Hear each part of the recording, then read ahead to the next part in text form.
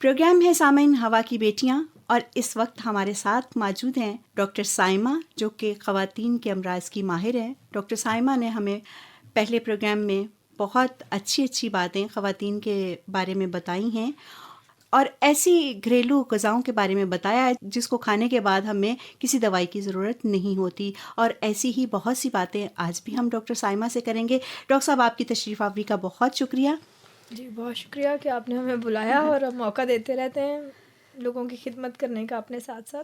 Doctor साहब, आज जो बात मैं करने वाली हूँ वो बहुत अहम है क्योंकि बच्चियाँ जो हैं ऐसी बात बड़ों के साथ करने से अक्सर ही घबराती हैं। तो मैं चाहती हूँ कि जो बच्चियाँ हमारा प्रोग्राम सुन रही हैं वो डायरेक्ट आपसे ये बात सुन लें आपके मुँह से, तो उनके बहुत सारे मसाइल जो हैं उनका हल जो उनको मिल जाएगा।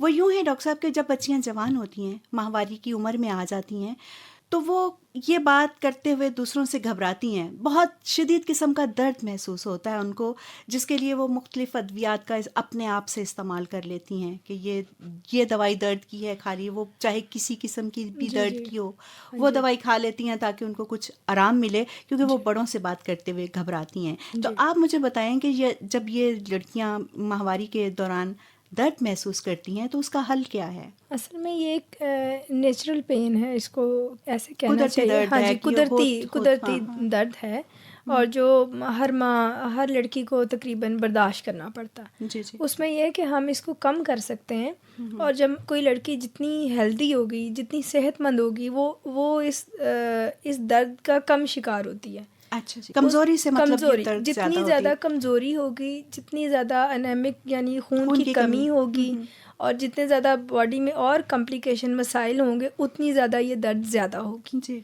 जो सेहतमंद लड़कियां, उनमें ये दर्द कम देखने में आया, पहली बात। दूसरी बात ये कि जब ये दर्द होता है, आजकल ये ट्रेंड है कि वो पेन किलर ले लेती हाँ हैं जी, सब वही लड़कियां, ना, क्यों? और वो इतना ख़तरनाक है कि अगर उनको ये बता दिया जाए तो मेरा ख्याल है वो कभी नहीं लेंगी। वो इसीलिए उस तो पेन को इसीलिए तो बर्दाश्त हम कर लेंगी लेकिन पेन किलर नहीं लेंगी। पेन किलर से होता ये है कि सारा हार्मोन सिस्टम बुरे तरीके से अपसेट हो जाता है। दर्द बर्दाश्त कर लें लेकिन जी, दर्द की हाँ, गोली जो दर्द है की वो गोली ना ना लें। हाँ खाएं। जी। लेकिन डॉक्टर साहब, इसका कोई ऐसा हल तो होगा कि अगर गोली नहीं खा रहे तो कोई ऐसी चीज़ हाँ जी, खाई जाए? उसमें पहले ये पता होना चाहिए कि गोलियां, पेन किलर लेने से नुकसानात क्या-क्या हैं। हाँ जी। उसमें कि हार्मोन सिस्टम सारा अपसेट हो जाता है। वो पहले ही अपसेट है, अगर पहले ही आप वीक हैं, आप उसको टॉलरेट नहीं कर रहे, जो कुदरती दर्द है जो उसको हैं बर्दाश्त उसको नहीं कर पा बर्दाश्त रही नहीं है। कर हाँ पा जी रहे, जी। उसमें फिर आप जब टैबलेट लेते हैं तो उसमें हार्मोन सिस्टम मज़ीद बिगड़ता है, चेहरे पे बाल आना शुरू हो जाते हैं। ओहो। उसके अलावा फर्दर जब प्रेगनेंसी में बहुत ज़्यादा मसाइल आ जाते हैं क्योंकि वो सारी डिस्टर्बेंस स्टार्ट से चलती हैं और आगे तक फिर चलती रहती हैं। फिर जब प्रेगनेंसी नहीं हो रही, कंसीव नहीं हो रहा होता, फिर मज़ीद मेडिकेशन होती है। यानी फ़ीमेल का सत्यानाश ही होता जाता है, मतलब गलत होता जाता अगर है। हम इस दौरान दवाइयों का इस्तेमाल हाँ जी, करते हैं तो बिल्कुल ऐसे ही। अच्छा डॉक्टर साहब, ठीक है, दवाई नहीं खानी है, जी, ठीक है, जी। और लेकिन दर्द बर्दाश्त करना मुश्किल खासा मुश्किल, हाँ अमल जी, है। काम भी करने होते हैं काम लड़कियों करने ने, होते हैं लड़कियों के, जॉब्स और पे फिर ये जाना तो नहीं होता है और होता कि बड़े सब कुछ सारे। छोड़ छाड़ के तो जी, बैठ जाए जाए। बिस्तर पे लेट जी, जाए, बिल्कुल। ये नहीं हो नहीं, सकता। आप बिल्कुल ठीक कह तो रही हैं। इसका कोई हल भी है मुतबादिल, हाँ जी, मुतबादिल दवाई मुतबादिल। का? उसमें ये है कि जैसे एक पुराना कल्चर था, असल में हम लोग इस बात में बहुत इंसल्ट फ़ील करते हैं। वो हम लोगों का ये हो गया कि अम्मियों ने ये बात कही या दादी ने ये फ़लाँ पुरानी बात की, बातें या हो ये गई हैं। पुरानी बात है, अब इसका क्या असर है? लेकिन आज मेडिकल साइंस उन सब चीज़ों को प्रूव कर रही है जी। कि वो सब चीज़ें नेचुरल जो वो सही थी। अब जैसे पहले लड़कियों को प्रॉब्लम होता था तो चाय और अंडा एक आम वो था कि एग बॉयल करके दें, चाय का एक साथ कप ले लें। असल में डॉक्टर उससे साहब, बात ये है कि उस वक्त ये होता था कि चाय पी उस वक्त जाती थी जब कोई बीमार होता था। हाँ अब जी, तो हर 10 मिनट के बाद चाय पी ली जाती है। हाँ, तो लेकिन ये कल्चर भी गलत है ना। हम लोग इस कल्चर के ख़िलाफ़ हैं कि बार बार चाय पीना। बार बार चाय पीने से तो खुश्की आ जाती है, दिमाग में इतनी ड्राइनेस हो जाती है, वो वक्ती तौर पे एक्टिव करती है बंदे को, लेकिन उसके बाद उसके जो साइड इफ़ेक्ट्स हैं वो काफ़ी ज़्यादा हो जाते हैं। वो लोगों को पता चलना शुरू हो जाते हैं with the passage of time. उम्र के साथ साथ पता चलता है कि चाय ने भी अपना रंग दिखाया है। हर चीज़ जो है ना वो लिमिट में अच्छी लगती है।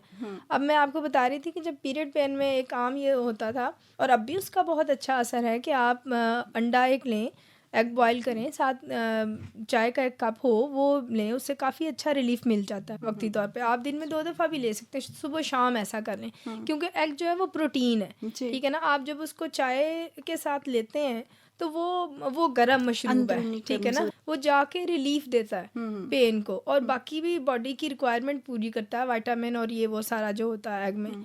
तो वो बात लंबी होगी, बस इतना ही काफ़ी है कि वो भी बड़ा अच्छा एक तरीका है। जी। उसके अलावा ये है कि एक कहवा होता है अजवाइन का, क्योंकि पीरियड प्रॉब्लम जब शुरू होते हैं ना जी। तो उसमें हार्मोन सिस्टम डिस्टर्ब होने के साथ ख़वातीन ओवर फैट हो जाती हैं, हाँ जी। मोटी होना शुरू हो जाती हैं। जी बिल्कुल, वो बिल्कुल। कुछ ना भी खाएं तो वो मोटी होती जाती हैं। वो बेचारी कहती हैं हम तो कुछ भी नहीं खाते, 1 रोटी खाते हैं, सुबह खाते हैं और शाम को भी पता नहीं, शाम को जाके थोड़ा सा खाते हैं, लेकिन फिर भी मैं मोटी होती जा रही हूँ। हाँ जी। ठीक है ना। उसको अब उनको ये कैसे कौन बताए बेचारियों कि खाने से मोटी नहीं हो रही आप, ना खाने से, लेकिन मसला वही कि हार्मोन सिस्टम डिस्टर्ब है। उसके लिए ये कि ये जो मैं कहवा बताने लगी हूँ ये फ़ैट को भी रिड्यूस करता है और पीरियड प्रॉब्लम को भी बहुत अच्छा क्योर करता है।